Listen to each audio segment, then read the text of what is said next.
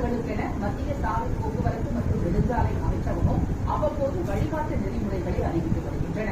இந்நிலையில் இந்த 2025ஆம் ஆண்டுக்கான மோட்டார் வாகன ஒருங்கிணைப்பு வழிகாட்டு நெறிமுறைகளை மத்திய அரசு அறிவித்துள்ளது.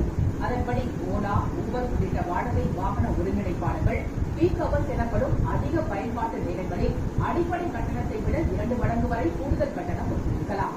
முன்னதாக இது 1.5 மடங்காக இருந்த நிலையில் தற்போது 2 மடங்காக உயர்த்திக் கொள்ள அனுமதி தரப்பட்டுள்ளது.